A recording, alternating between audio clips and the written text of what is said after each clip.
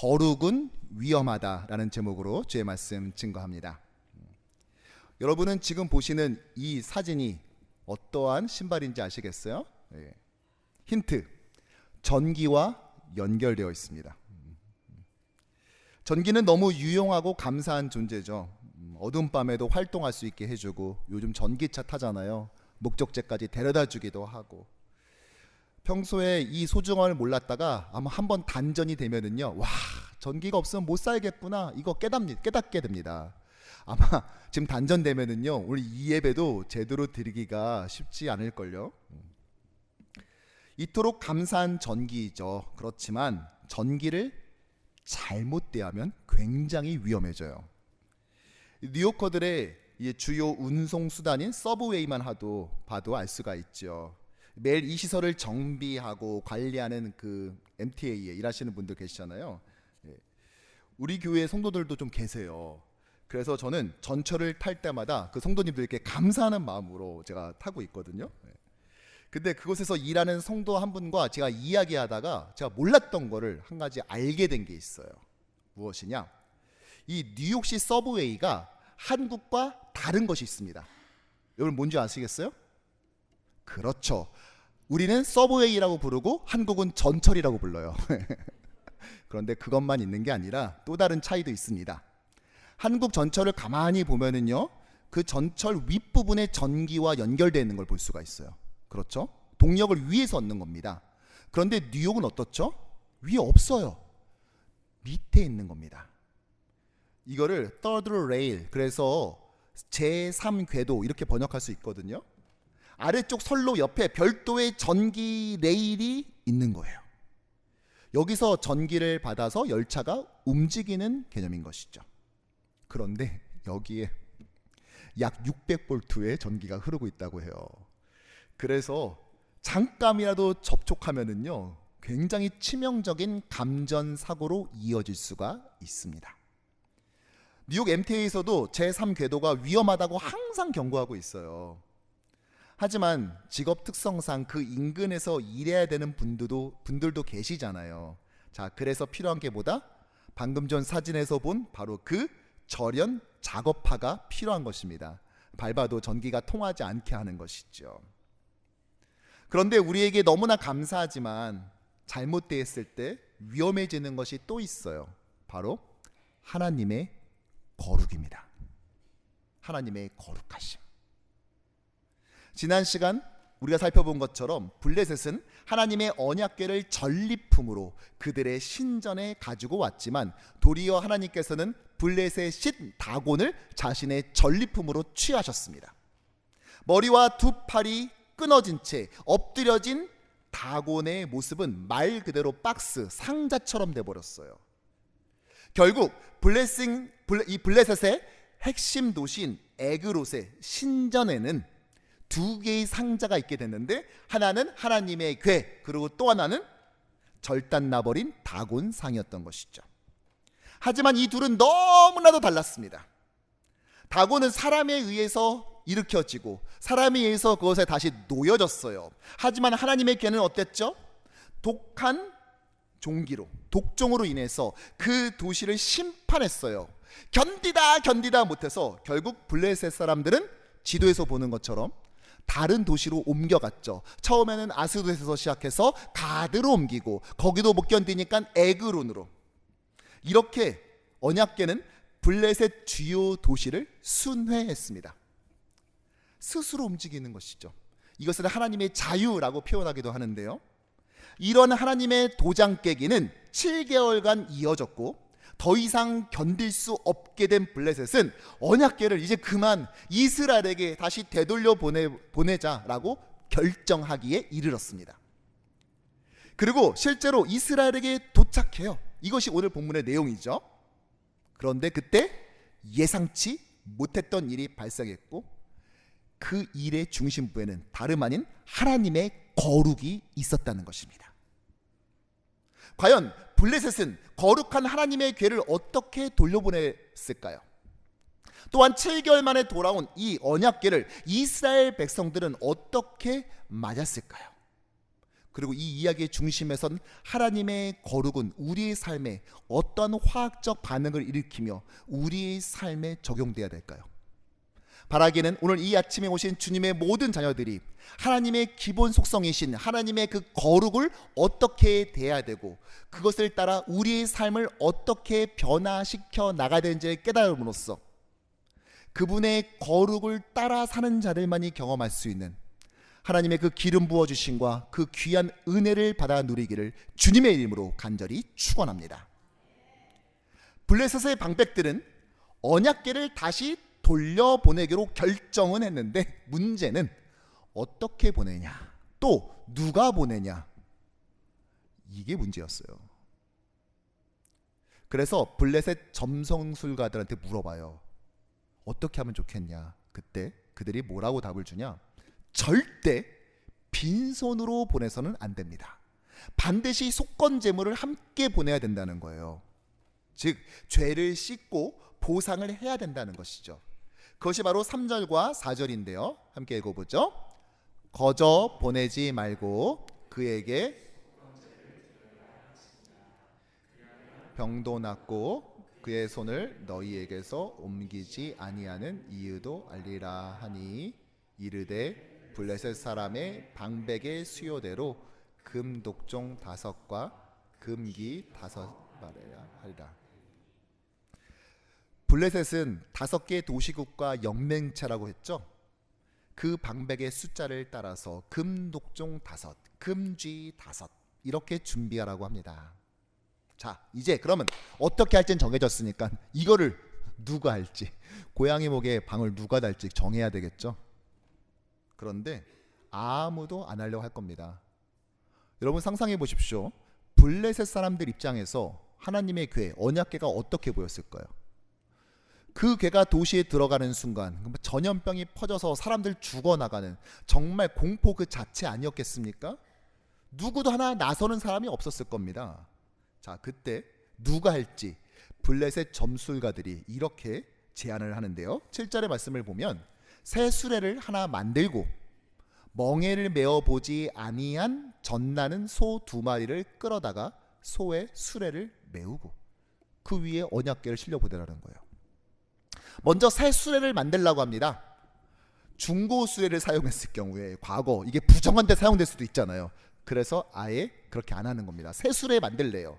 그리고 멍에 자체를 매본 적이 없는 암소 2마리를 취하라는 거예요. 왜냐? 역시 어떠한 인위적 통제를 받은 적이 없어서 혹여 부정한 일에 사용됐을 가능성 자체를 처음부터 차단하겠다는 것이죠. 여러분 정말 눈물겹지 않습니까? 뭐 하나 걸리면 안 되겠기에 진짜 정말 신중에 만전에 만전을 기하고 있지 않습니까? 아니 블레셋이 이렇게까지 하는 이유가 도대체 뭘까요? 그 이유가 5절에 나와 있는데 굉장히 놀라운 진술이 등장합니다. 함께 읽어보죠. 이스라엘 신께 영광을 돌리라. 그가 혹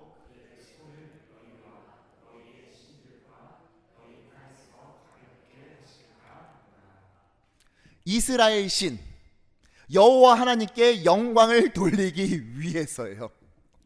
여러분 이거 선지자가 한 말 아니에요. 이거 제사장이 한 말 아니에요. 이거 블레셋의 점쟁이들이 한 말입니다.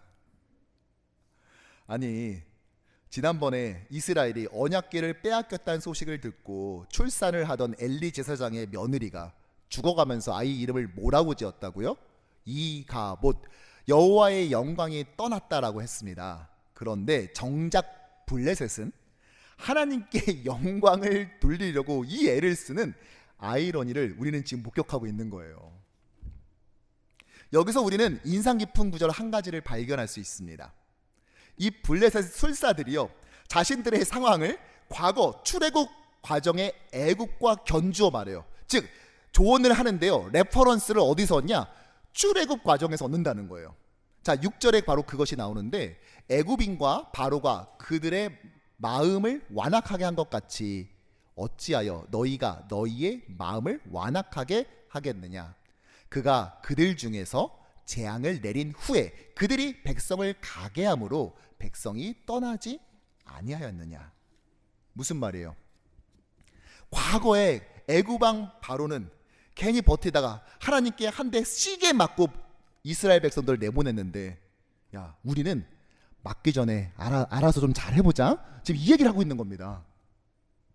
사실 사무엘상 4장부터 6장까지의 이 하나님의 언약궤가 블레셋을 휘젓고 다니시는, 하나님의 이 블레셋을 정벌하시는 이 과정, 언약궤 이야기는 출애굽 사건과 계속 긴밀히 연관돼 있었어요. 그런데 제가 계속 거론하지 않다가 오늘 그 단서들을 다 모아서 오늘 정리해 보려고 합니다. 이 출애굽 사건과 그리고 이 블레셋에서 여호와의 언약궤가 순회한 사건, 어떠한 공통점이 있을까요? 자, 먼저 애굽에서 10가지 재앙 중에 첫 번째 재앙이 있었는데요, 그것이 애굽 땅에 7일간 있었어요. 마찬가지로 블레셋도요, 하나님의 언약궤가 7개월 동안 그곳을 순회하면서 독종으로 인해요 많은 사람이 고통과 심판을 받습니다. 둘 다 7이라는 숫자가 등장하네요. 하나님의 일하심의 완전함을 상징하는 숫자. 즉 지난 7일 동안, 애굽에서의 7일 동안, 또 블레셋에서의 7개월 동안 하나님은 그것을 완전히 정복하시고 승리하셨다는 것을 보여주는 것입니다. 자, 또 다른 공통점이 있습니다. 그것은 바로 계속된 심판으로 애굽에 울부짖음이 있었어요. 출애굽기 11장 6절에 나오거든요.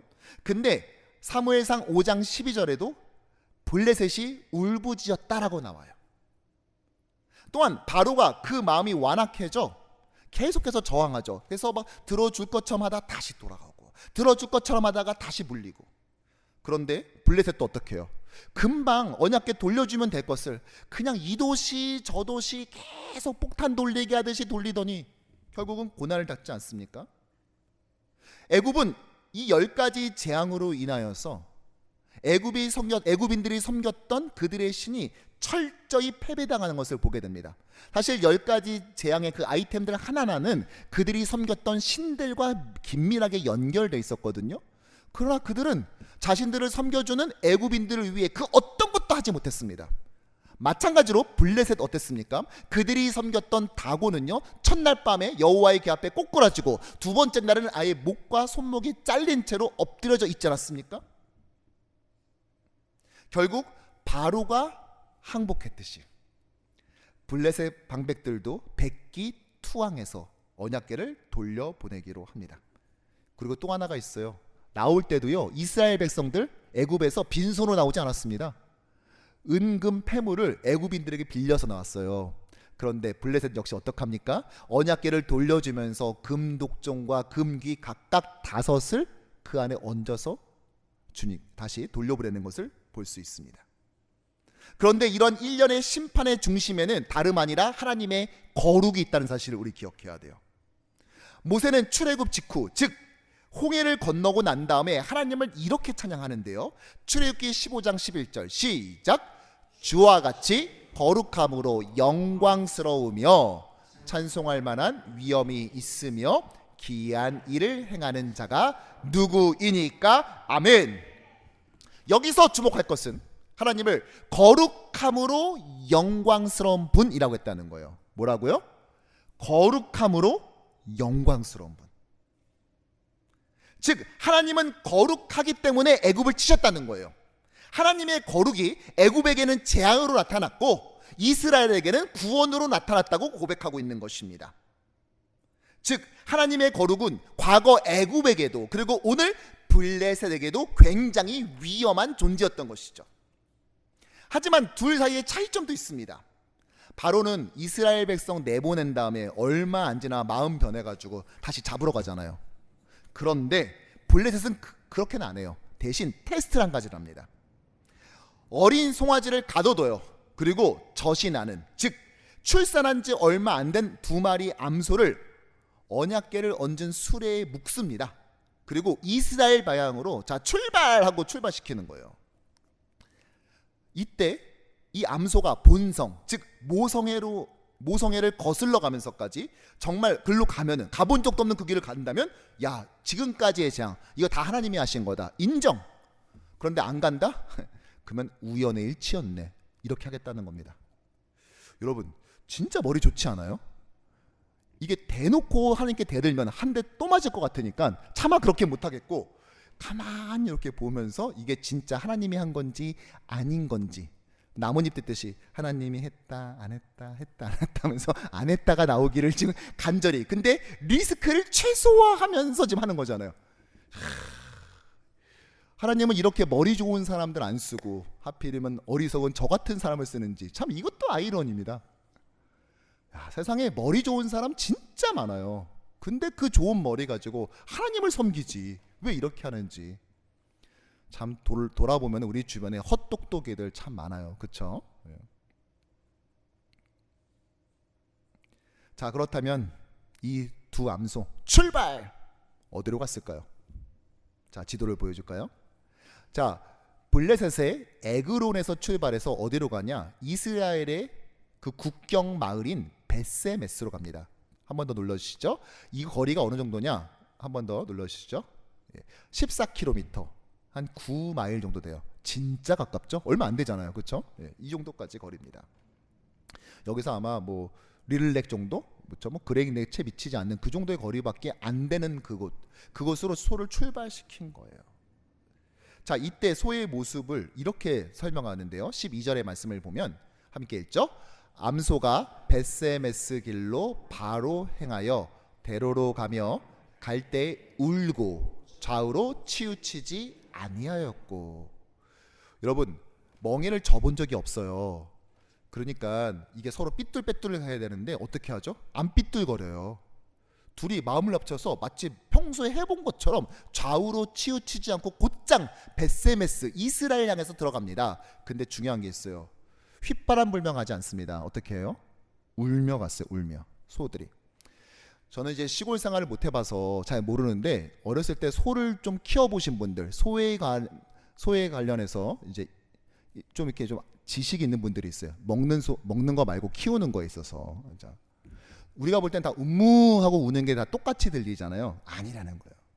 이게 다 틀린 소리라는 거예요. 음무 그러면 배고프다는 거고, 음무 그럼 기쁘다는 거고, 음무 그러면은 슬프대요. 이게 무슨 차이가 있을까요? 아시나요? 예. 시골 사람. 네, 그렇죠. 도시 남자. 이게 몰라요. 그런데 이 소가 왜 울었겠어요? 이게 배고프다는 울음이겠습니까? 기쁨의 울음이었을까요? 이거 뭐예요? 네, 슬픔. 자기 새끼랑 떨어지는 이 슬픔. 그러니까 가기 싫은 길을 이 암소들은 걸어갔다는 것입니다. 무슨 말이에요? 본성을 거스르게 하는 외부의 압도적인 능력과 힘이 발휘됐고 그것이 바로 하나님이라는 것입니다. 만에 하나 우연이길 바랬었던 바리새인 블레셋 사람들, 그런데 결국 그들은 돌아서고요. 반면 이스라엘 접경 도시의 벳세메스 사람들은 환호합니다. 마침 밀밭에서 추수하고 있었거든요. 믿기지 않는 장면을 보게 되는데 13절을 보면 벳세메스 사람들이 골짜기에서 밀을 베다가 눈을 들어 괴를 보고 그 본 것을 기뻐하더니, 여기서 기뻤다는 것은 좀 기쁜 게 아니라 정말 뛸 듯이 터질 듯이 기쁠 때 쓰는 단어를 사용하고 있습니다. 그들은 기쁜 나머지 곧장 그들이 가지고 왔던 그 수레를 부셔서 그걸 땔감으로 삼고 그걸 끌고 왔었던 두 암소를 번제물로 드려요. 그리고 그거 말고도 여러 개의 제사를 또 드립니다. 이때까지만 해도 이제 암흑 이가봇이 떠나고 끝나고 블레셋에 승리할 수 있다 여겼을 거예요. 기대에 부풀었을 겁니다. 하지만 이때 충격적 사실이 발생해요. 19절의 말씀 함께 읽어보죠. 벳세메스 사람들이 여호와의 궤를 들여다본 까닭에 그들을 치사 70명을 죽이신지라 여호와께서 백성을 쳐서 크게 살육하셨으므로 백성이 슬피 울었더라. 백성 중 일부가 언약궤 안을 뚜껑을 열고 들춰본 거예요. 그리고 70명이 죽습니다. 기쁨이 순식간에 슬픔으로 뒤바뀌었어요. 마치 블레셋이 전쟁에서 이기고 난 다음에 언약궤를 가지고 왔는데 그 승리의 기쁨이 하룻밤 만에 공포로 바뀌었던 것처럼 말이죠. 왜 이런 일 벌어졌습니까? 하나님의 거룩 때문이에요. 언약궤는 거룩하신 하나님의 상징이었어요. 그래서 거룩하게 대해야만 했습니다. 여러분, 거룩이라는 단어가 우리 자주 등장하잖아요. 근데 어떤 뜻이냐? 다음 슬라이드 보여주실까요? 거룩은 히브리어로 카다시예요. 함께 읽어보죠. 카다시. 이게 무슨 뜻이냐? 자르다, 절단하다, 이런 뜻입니다. 하나님은 죄악으로부터 철저히 분리된 분입니다. 그러기에 죄인인 인간이 설사 이스라엘 백성이랄지라도 조심히 대해야만 됐어요. 그분을 무겁게 여기며 경외해야만 됐어요. 다음 그림 보여주실까요? 광야 시대의 언약궤를 그래서 이동할 때도 어떻게 했냐? 그냥 가는 게 아니에요. 세 겹의 천으로 덮었습니다. 왜냐? 하나님의 거룩에 노출되어 그거 보고 혹시 죽는 사람 생길까봐 보호하려고. 그리고 옮길 때도 감히 손을 댄 게 아니라 레위인 안에서도 오직 고핫 자손만이 그것도 채를 통하여 어깨에 메고 이동했어요. 다음 그림이요. 대제사장은 그럼 매일 볼 수 있냐? 아니요. 지성소에 들어가서 언약궤를 볼 수 있는 날은 1년에 딱 한 번 지정된 날, 욤키프루, 대속죄일 날만 들어갈 수 있었는데, 복장은 평소 입고 있었던 화려한 대제사장의 의복이 아니라 겸손의 상징이었던 세마포 옷을 입고 들어갔어요. 그것도 가서 이 언약궤의 뚜껑, 우리가 속죄소라고 하죠. 거기에 피를 뿌렸을 뿐이지 뭐 들춰내서 보고 이런 건 없었습니다. 왜요? 하나님의 거룩 때문에. 거룩하신 하나님을 가볍게 여길 수 없었던 것이죠. 반면 오늘 벳세마스의 사람들은 어땠습니까? 언약궤를 덮고 있던 그 뚜껑을, 덮개를 열고 봐요. 안에 모인다. 야, 들어봐라. 너도 들어. 아이고, 무겁다. 야, 좀 더 들어봐. 그러니까 뭐 있나 보자. 어휴, 뭐 있나. 이러다 죽은 거예요.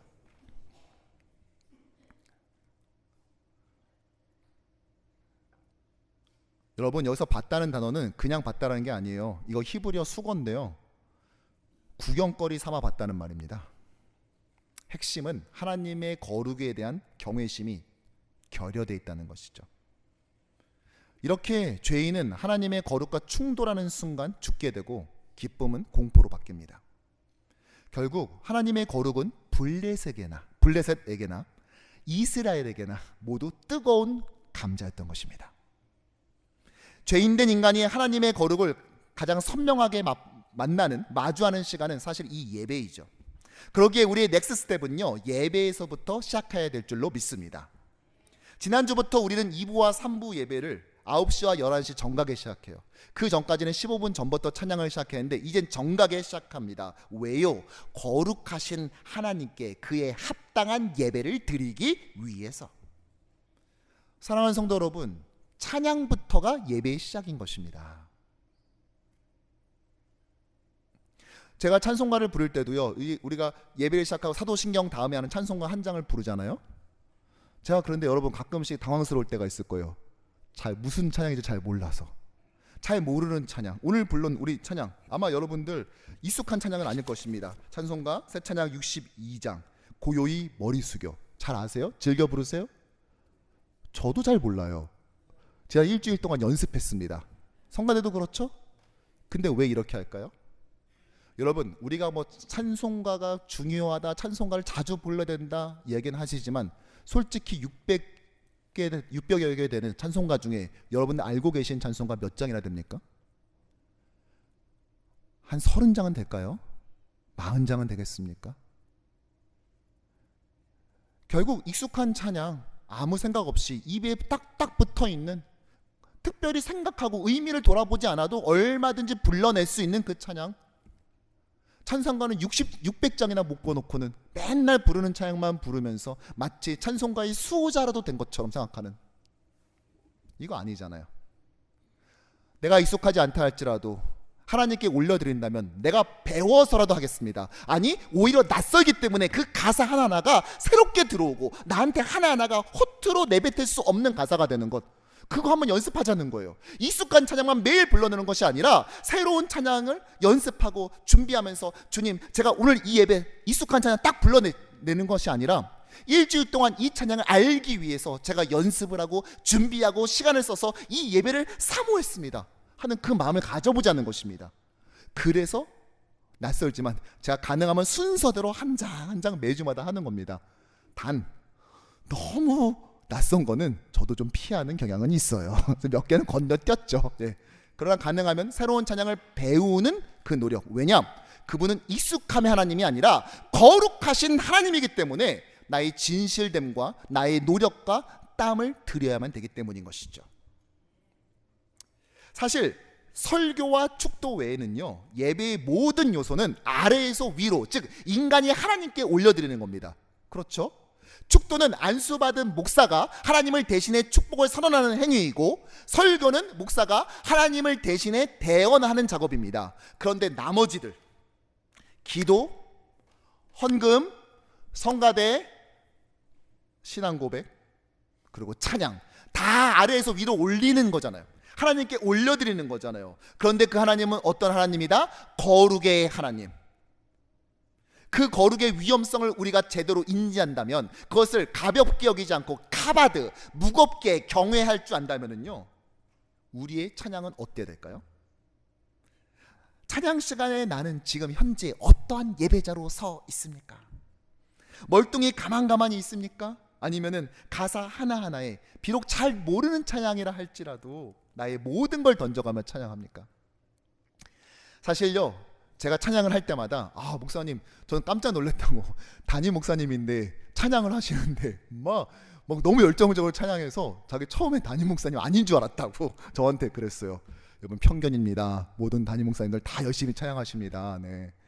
그런데 저의 찬양의 목표가 있습니다.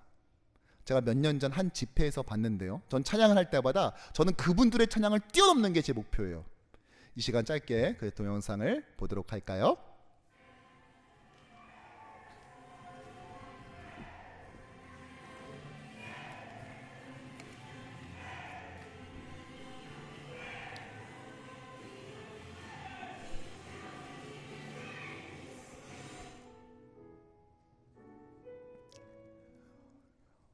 여러분 보시기에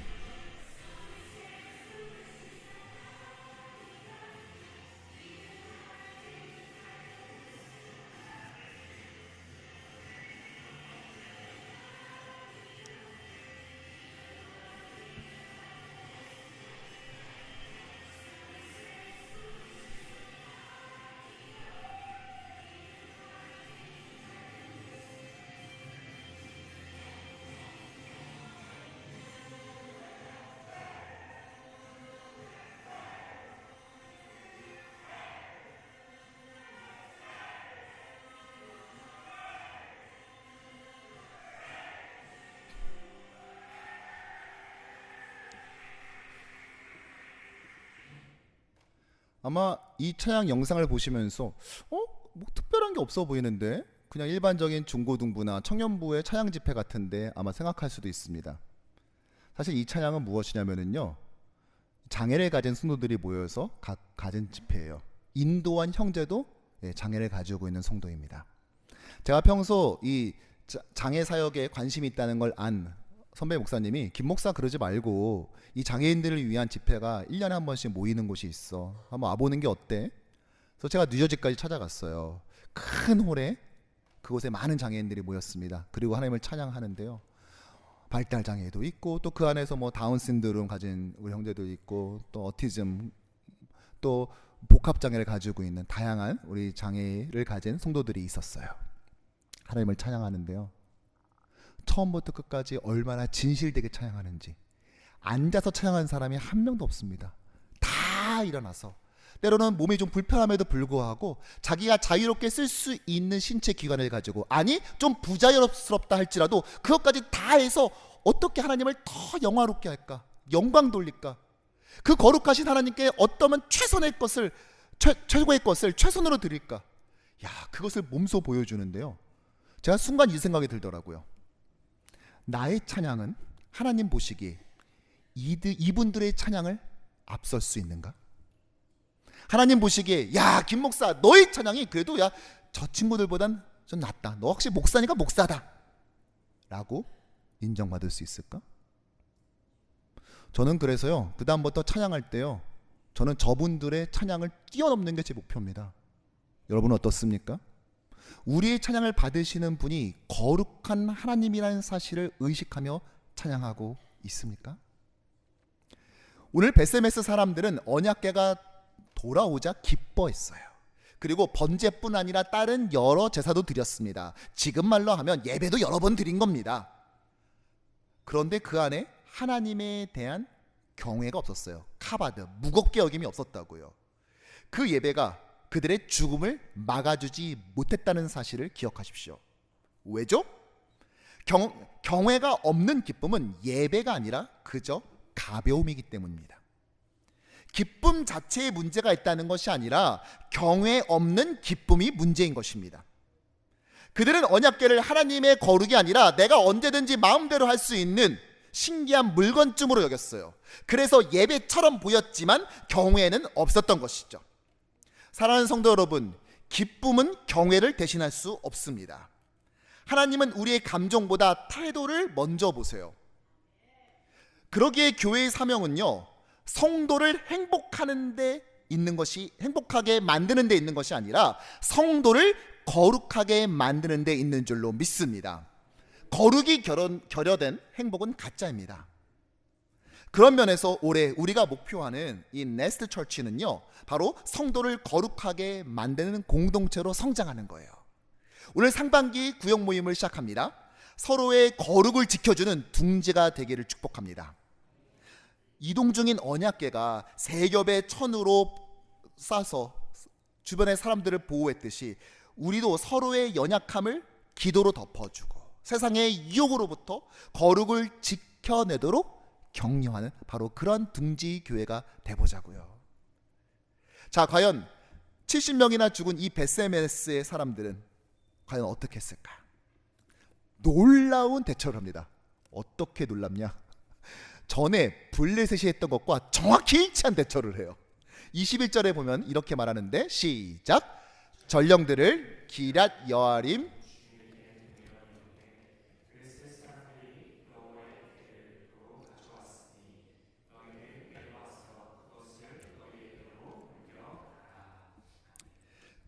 결국 또다시 언약궤는 지도를 보이실까요? 지도에서 보는 것처럼 베세메스에서 옆에 있는 기럇 여아림이라는 또 다른 이스라엘의 성읍으로 옮겨지게 됩니다. 우리는 여기서 베세메스 사람들의 탄식을 좀 주목해 봐야 돼요. 20절의 말씀인데요, 함께 읽죠. 베세메스 사람들이 이르되 이 거룩하신 하나님 여호와 앞에 누가 능히 서리요. 아멘. 저의 신학대학원 교수님께서 사무엘서 강의 책을 내셨거든요. 근데 제목을 뭐로 정하셨냐? 저 말씀을 그대로 쓰셨어요. 거룩하신 하나님 여호와 앞에 누가 능히 서리요. 이것이 사무엘서의 또 하나의 주제인 것입니다. 누가 설 수 있습니까? 사실 이건 이 땅을 살아가는 매일 죄로 인해 넘어지고 실패하는 모든 인생의 고백일 것입니다.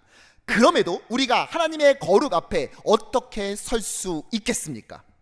바로 예수께서 십자가에서 자기의 몸을 찢음으로써 언약궤를 보관했던 그 지성소의 휘장을 찢음으로 가능한 줄 믿습니다. 또한 예수의 십자가의 피 뿌림으로 우리는 거룩하게 되었습니다. 히브리서 12장 24절의 말씀처럼 새 언약의 중재자이신 예수와 그가 뿌리신 피 앞에 우리는 나오게 된 것입니다. 이번 멕시코 단기 선교의 주요 사역 중 하나는 현지의 4명의 성도들에게 세례를 베푸는 것이에요. 사진을 보여줄까요? 자, 먼저 할머니 마리아, 다음 엄마 실비아, 형 크리스토페, 그리고 막내 다빗. 이 4명의 가족이에요.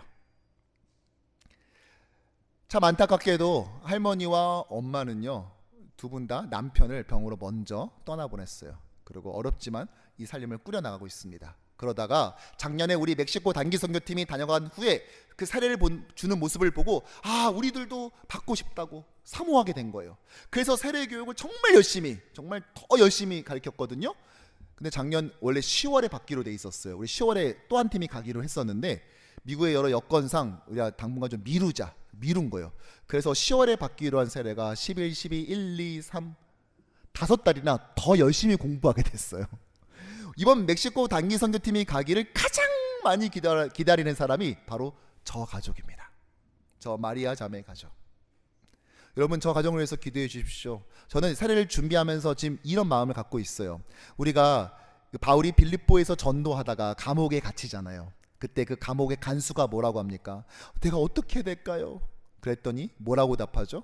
주 예수를 믿으라. 그리하면 너와 내 집이 구원을 얻으리라 하고 난 다음에 바로 세례를 받는 장면이 나옵니다. 그리고 그 교회가 유럽의 첫 교회로서 자주장사 루디아와 더불어서 유럽의 모든 교회들의 근간이 되는, 시작점이 되는 귀한 일꾼들로 사용된 줄로 믿습니다. 전 이번 마리아, 실비아, 크리스토페, 다빗 이 일가족의 사례가 그 참포동 멕시코의 그 작은 어촌 마을의 영적 지형을 바꾸고 그들에게 새로운 넥스 스텝, 영적인 넥스 스텝을 만들어가는 하나님의 귀한 도구 될 줄로 믿습니다. 우리가 함께 그것을 위해서 기도할 때 하나님은 그 은혜 베풀어 주실 줄로 믿어요. 우리 자외에 있는 분들과 이렇게 인사해 볼까요? 거룩이 우리를 지킵니다. 거룩이 우리를 지킵니다. 우리 앞뒤로도 인사합시다. 매일 더 거룩합시다. 매일 더 거룩합시다. 아멘. 말씀을 정리하죠. 오늘 본문에서 본 것처럼 하나님의 거룩은 결코 가볍게 다뤄질 수 없습니다. 블레셋에게도 그랬지만 이스라엘에게도 그랬죠. 사랑하는 성도 여러분, 그러기에 오늘 본문은 이렇게 질문해요. 거룩한 하나님은 지금 나에게 안전한가? 거룩하신 하나님은 여러분에게 안전합니까? 우리는 거룩의 두려움을 가져야 됩니다. 하나님이 너무 쉬워지기 시작한 시대에 우리는 살고 시작했어요. 거룩은 하나님을 두려워하는 사람에게 나타나는 자연스러운 현상입니다. 그렇다고 거룩이 세상을 저주한다는 건 아닙니다. 여러분, 거룩은 세상과 멀어지는 것이 아니라 하나님과 가까워지는 것인 줄로 믿습니다. 거룩은 우리를 불편하게 하지만 하나님을 기쁘게 해요. 어떤 신학자가 이렇게 썼더군요. 많은 사람들이 하나님이 거룩한 분위기보다 마음씨 좋은 윗집 아저씨에게 원한다. 이게 무슨 말이냐? 하나님이 하늘에 계신다 이렇게 생각하니까 하나님이 윗집이라는 거예요. 윗집. 윗집에 있으니까 좀 나한테 좀 상냥했으면 좋겠고, 나한테 좀 친절했으면 좋겠고, 내가 필요할 때 와서도 못도 좀 박아주고 필요한 것도 좀 도와주면 좋겠는데 내 인생의 간섭이나 참견은 좀 안 해줬으면 한다는 거예요. 그래서 마음씨 좋은 윗집 아저씨이길 원한다는 거예요. 거룩한 분이 아니라, 내가 함부로 대할 수 없는 그런 분이 아니라.